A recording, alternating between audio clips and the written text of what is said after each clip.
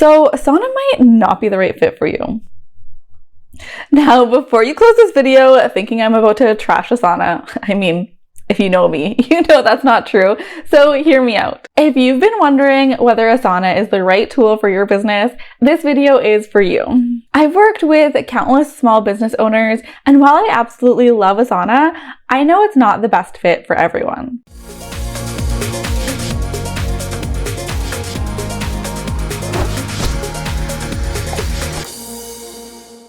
Hi, I'm Samantha, here to help online coaches, freelancers, and other small service-based entrepreneurs organize and streamline their business operations so that they can save time and mental energy and focus on what they love to do. Today, I'm sharing why Asana might not be the best choice for you, and if it is, how you can make it work better for your business. So the most important thing about choosing a tool like Asana isn't its features or how trendy it is, it's whether or not you can stick with it. So think about it like this. It's like working out. The most effective workout is the one you actually enjoy enough to keep doing consistently. It doesn't matter how amazing a workout is if you hate it so much that you never actually do it. You could have the world's most advanced fitness program with cutting-edge exercises, but if you despise every second of it and constantly find excuses to skip it, it's not going to get you results. The same goes for a project management tool. If you pick a tool that you can't commit to using regularly, it's not going to work for you, no matter how powerful or impressive it is,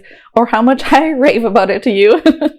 For example, you might hear people rave about complicated tools like ClickUp or Monday.com because they have tons of customization options and cool features. But if every time you open it, you feel overwhelmed and close it again, it's not going to help you stay organized or productive. That's why it's so important to choose a tool that feels intuitive and easy to use, one that you can build a habit around. So honestly though, in my experience, Asana tends to hit that sweet spot for most online service-based businesses. It's simple enough that you won't feel like you need a degree in project management just to get started, but it's powerful enough to scale with you as your business grows. That's what makes it such a great fit for so many people. But here's the key. None of that actually matters if you don't stick with it. The magic happens when you commit to showing up consistently, putting in the effort to build a habit, and making Asana part of your daily workflow. I often work with clients who keep switching project management tools every few months. They'll try ClickUp, Trello, Notion. Each time they find themselves spending weeks on setting things up, only to abandon it because they never actually built the habit of actually using the tool. When I help them switch to Asana, I make it clear that this is going to work only if they stick with it consistently. Once they make that commitment, their businesses become so much more organized, and their teams know exactly what they need to do every day. Now I'd love to hear from you. Have you ever tried a project management tool and struggled to stick with it? Let me know in the comments which one it was and what your biggest challenge was. I'd love to help. If you have a team, commitment is even more important. As the leader, you need to be fully on board with your chosen tool, otherwise your team won't be either. Your team will follow your lead. So if you're not using Asana consistently, they won't either, and things will start slipping through the cracks. For example, if you introduce Asana to your team, but you keep falling back to sticky notes on your desk or random messages in Slack instead of updating tasks in Asana, before long, your team will start doing the same. They'll think, well, if the owner isn't using it, why should I bother? Before you know it, deadlines are missed, projects are scattered, and the whole system feels pointless. So here's what I recommend to avoid that. Commit to using your project management tool daily. Even if you're busy, make checking Asana a non-negotiable part of your routine. Treat it like checking your email inbox, just part of how you run your day. And block your time in your calendar to review and update your tasks. Setting aside even 10 to 15 minutes at the start or end of your day to update progress, assign new tasks, or follow up on overdue items will keep everything running smoothly. This is especially helpful when you're juggling multiple projects with multiple team members. And assign clear deadlines and responsibilities to keep things moving. Don't let tasks sit in limbo without an owner or due date. This creates bottlenecks and slows everything down. Instead, assign every task to someone specific and set a realistic deadline so that things are always moving forward. When you commit to these habits, your team will see you leading by example, and that's what builds trust in the system. Once everyone's on board, you'll notice things start to flow better, and your team will feel more confident that nothing is slipping through the cracks. So after working with countless small business owners, I can confidently say that Asana is an excellent choice for most online service-based businesses. Here's why. It's easy to start using.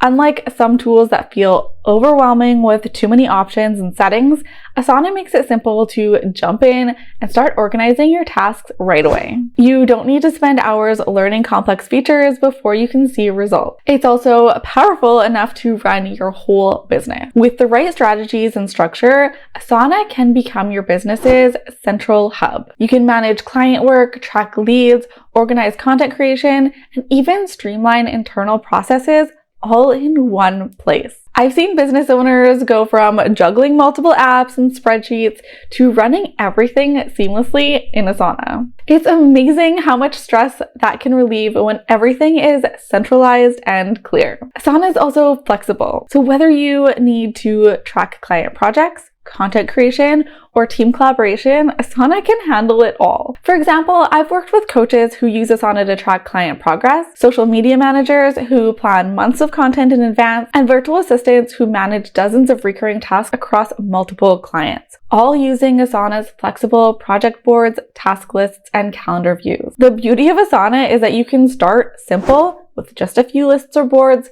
and then build out more complex systems as your business grows. It adapts with you, which is why I recommend it so strongly for small online businesses. I remember when I first started using Asana for my own business. At first, I was just using it to track my content calendar. But once I realized how powerful it was, I expanded it to include client projects, lead tracking, and even my personal tasks. Now, I can't imagine running my business or life without it. So here's the big takeaway to remember. The key to success with Asana is consistency. If you commit to using it regularly, updating your tasks, and building it into your daily routine, you'll see incredible results. If you're ready to get started with Asana or want to make your current setup more effective, I've got you covered with Asana Essentials. Inside, you'll get my tested and proven foundational templates, plus step-by-step guidance to increase your central business hub in Asana. You can go to samanthakasbrick.com/AE to grab it and start streamlining your business. I hope this video gave you some clarity about whether Asana is the right tool for you. If you have any questions about getting started with Asana or setting it up effectively, drop them in the comments. I'm here to help. All right, thank you so much for watching. I hope you found this video helpful, and I will see you next week. Bye.